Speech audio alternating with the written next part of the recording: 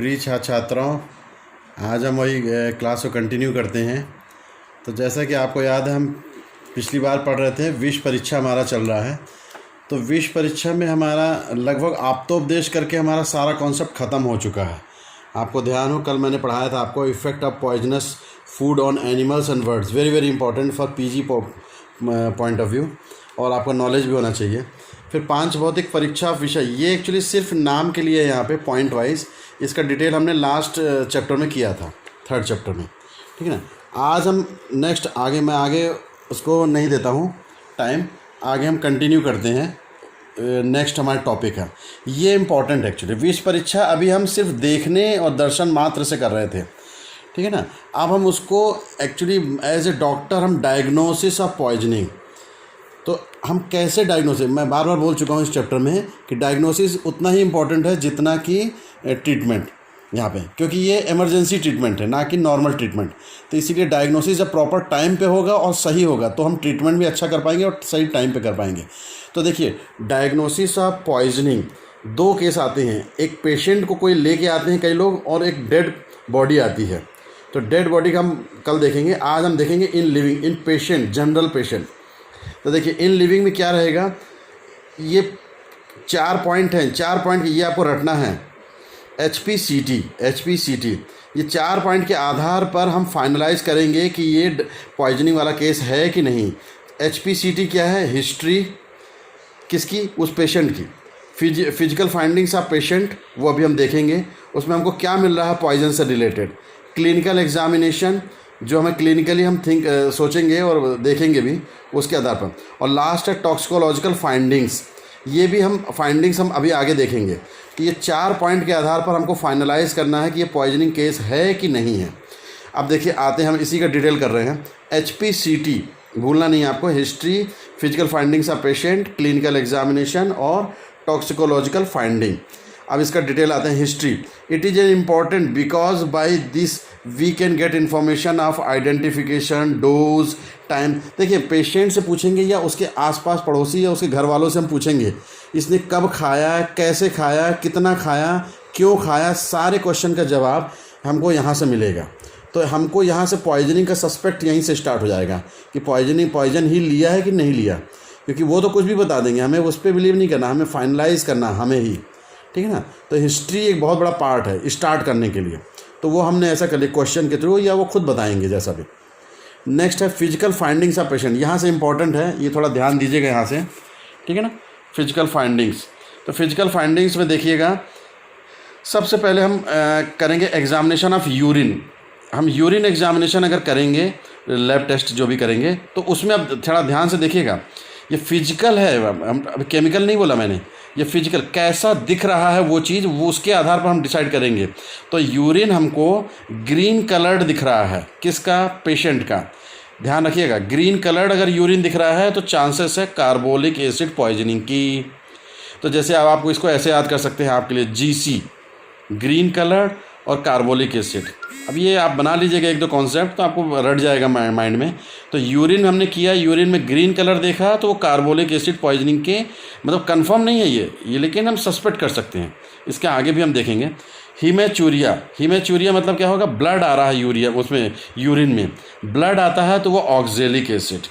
तो BO यहाँ blood और ऑक्जेलिक एसिड, या HO भी कह सकते हैं, जो भी आपको अच्छा लगे। तो देखिए, ग्रीन और ब्लड, रेड, ग्रीन और रेड 2 कलर हमने देखे, तो उसमें से हमारा कार्बोलिक एसिड, ऑक्जेलिक एसिड हमने सस्पेक्ट किया, ना कि फाइनलाइज, क्योंकि ये फिजिकल एग्जामिनेशन है, कंफर्मेशन नहीं है। एग्जामिनेशन ऑफ स्टूल, सेम ऐसे हम स्टूल उसका चेक करेंगे या पूछेंगे हिस्ट्री में, या जो भी देखेंगे, तो वो हमको वाटरी अगर मिला तो मतलब है जमाल गोटा, इसको हम जयपाल कहते हैं, क्रोटोन टिग्लियम, ये आपने पढ़ाया होगा मैडम ने आपको, राधा मैडम ने, वही है ये। तो वाटरी अगर ज़्यादा मिल रहा है तो जमाल गोटा के ज़्यादा चांसेस हैं, ठीक है। इसी प्रकार से वाटरी विथ ब्लड मिल रहा है, ध्यान रखिए, ओनली वाटरी है तो जमाल गोटा, और उसमें ब्लड भी आ रहा है तो वो एरंड भी एक प्रकार का पॉइजन है। तो ये बात हो गई किसकी? स्टूल की हो गई, ठीक है। ये बड़ा इंटरेस्टिंग है और थोड़ा सा आपको अपडेट रहना चाहिए, ये मॉडर्न है। एग्जामिनेशन ऑफ ब्रीथ स्मेल, अब देखिएगा, स्मेल अगर जैसी आ रही है उसकी मुंह से, उसके आधार पर हम स्मेल करेंगे। तो जैसे स्मेल कैसी आ रही है, बर्न्ट रोप, जली हुई रस्सी की एक स्मेल होती है ना, आपने ध्यान दिया हो कभी, जली हुई रस्सी, तो वैसी आएगी तो वो क्या रहेगा, भांग चांसेस हैं। ये ब्रीथ स्मेल है, सांस मुंह से जो आने वाली स्मेल वो है, उसके मुंह से आने वाली है, हमको सिर्फ टेस्ट चेक करना है। तो बर्न्ट रोप है तो वो क्या हो जाएगा, कैनाबिस, भांग के ज़्यादा चांसेस हैं, ये हो गए। उसी प्रकार विनेगर, जो सिरका, और आपने सिरका सुना हो, सिरका जैसा आएगा अगर, तो सिरके में हम क्या देखेंगे, एसिटिक एसिड, सिरका में एसिटिक एसिड के चांसेस ज़्यादा हैं। फिर इसी प्रकार से एग्जामिनेशन ऑफ वोमिटस, जो उसका उल्टी में जो वोमिटेड मटेरियल निकला हुआ है वो हम उसका अपीयरेंस देखेंगे। अगर वो ब्लैक विथ ब्लड है, ध्यान से देखिएगा, ब्लैक विथ ब्लड है तो क्या रहेगा, oxalic acid, black with blood है तो ऑक्जेलिक एसिड, और ग्रीन है तो क्या हो जाएगा, कॉपर सल्फेट। ये आपको देखिए, मैं अगर डायरेक्ट क्लास लेता तो ये सब मैं आपको रटा के ही आगे बढ़ता, लेकिन अपने पास टाइम कम है और इसमें बहुत छोटी क्लास लेना पड़ता है मुझे, इसलिए मैं आपको रटा नहीं सकता। लेकिन आपकी ड्यूटी है ये सब रटना है, ये सिर्फ सुनना नहीं है। ये आप जो मैंने बताया ये आप अपने तरीके से लिख के जो भी है आपको रट जाना चाहिए, अगर आप रियल करेंगे तो। एक बार मेहनत करेंगे, आगे आपको मेहनत नहीं लगेगी, ये ध्यान रखिए। और ये सब ऑथेंटिक आप मैटर लिखेंगे एग्ज़ाम में, आपको मार्क्स भी अच्छे मिलेंगे।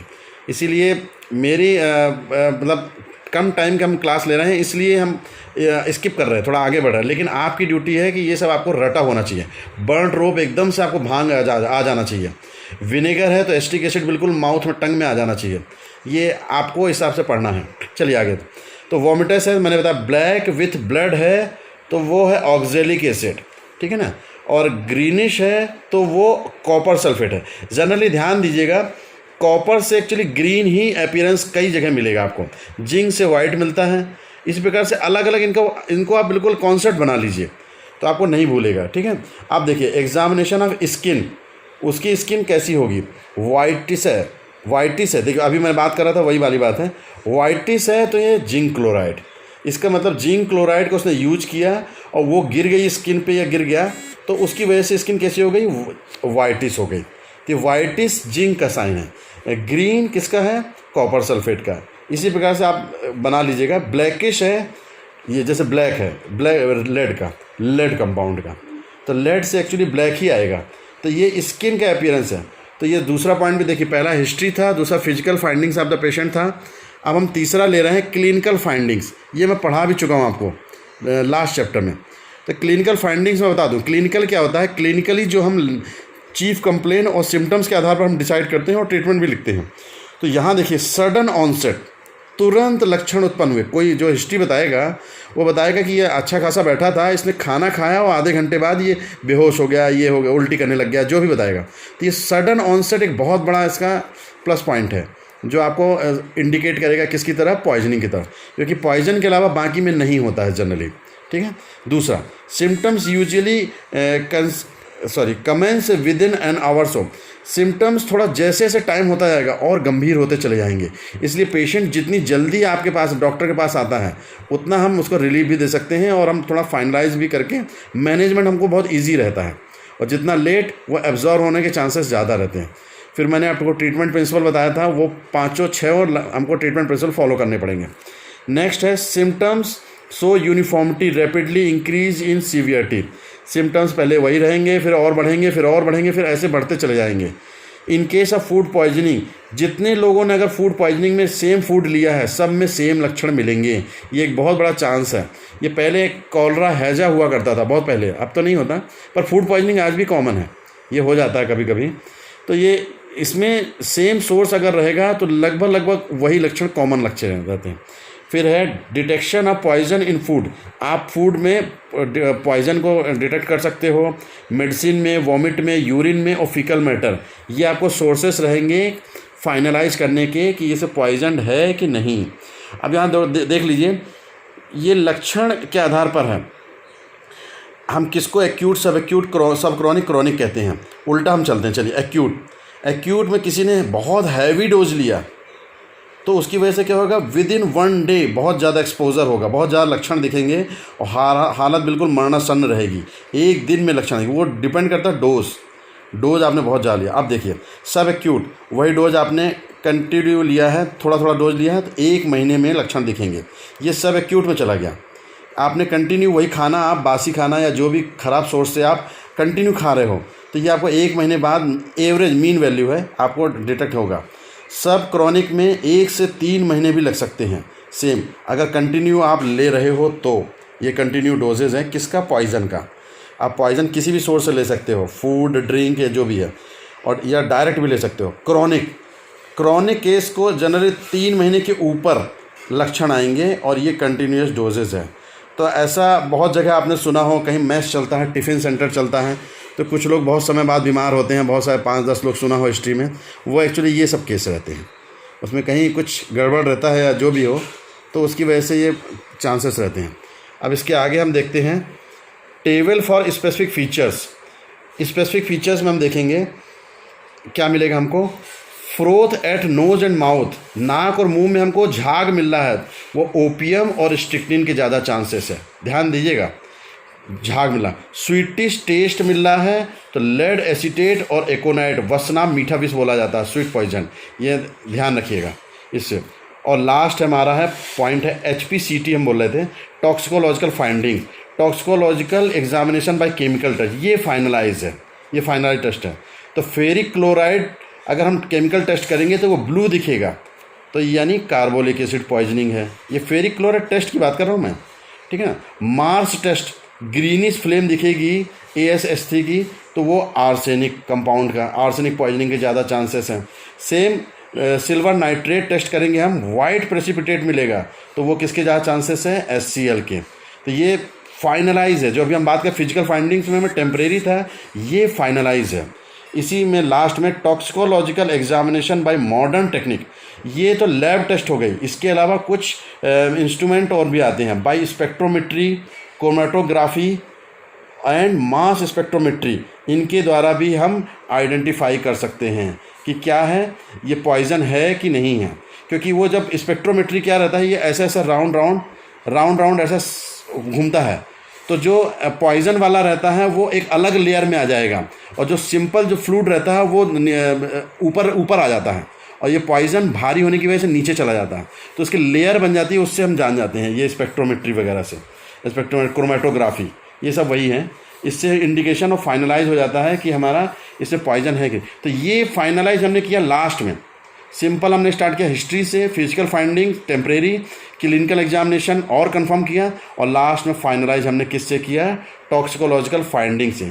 तो ये हमारी क्लिनिकल ब्रांच है। वैसे क्लिनिकल में मैं बता दूं, इतना आपको करने का मौका नहीं दिया जाता है। ये सारे केसेस डिस्ट्रिक्ट हॉस्पिटल या ऑथराइज सेंटर में ही जाते हैं, प्राइवेट वाले इसमें रिस्क नहीं लेते। कर सकते हैं वो, बट रिस्क नहीं लेते वो, तो इसलिए ये सब उतना नहीं रहता। लेकिन जो वहाँ ऑन ड्यूटी हैं उनके लिए ये सब करना पड़ेगा, वो ये सब कर सकते हैं। तो इसी के साथ ही इन लिविंग में हमने डायग्नोज किया, वेरी वेरी इंपॉर्टेंट, बहुत इंटरेस्टिंग पॉइंट था आज, और आपके नॉलेज के हिसाब से भी। अब हम कल लेंगे इन डेड में हम कैसे फाइनलाइज करेंगे ये पॉइजनिंग की वजह से ही मरा है। अभी जिंदा में हमने साबित कर दिया कि पॉइजनिंग की वजह से ही ये इसकी हालत ऐसी हुई है। अब हम डेड में साबित करेंगे कि कैसे है, और ये बहुत कॉमन है प्रैक्टिकली भी, और आपके क्वेश्चन में भी आता है, बहुत इंपॉर्टेंट क्वेश्चन है। और इसी के साथ मैं बताऊंगा, आज मुझे अच्छा लगा जितने 10-15 लोगों ने परफॉर्म किया टेस्ट में, बहुत अच्छा परफॉर्मेंस था, मेरे एक्सपेक्टेशन से ज़्यादा बेटर आपने किया है। थोड़े बहुत कुछ सजेशन है इम्प्रूवमेंट के लिए, तो वो मैं आपको बताऊंगा, और उसके मार्क्स जो है मैं 1-2 दिन में आपको बता दूंगा, वो उससे आप बेफिक्र रहिए। लेकिन मुझे अच्छा लगा परफॉर्मेंस आपका, और इसमें मैक्सिमम लोग अपना सहयोग कंट्रीब्यूट करिए। ये आपके लिए अच्छा है, मेरे लिए उतना नहीं, आपके लिए बहुत अच्छा रहेगा। ये चीज़ आप बाद में फील करोगे, ठीक है ना। चलिए, इसी के साथ ही आज है, आप अटेंडेंस भेज दीजिए।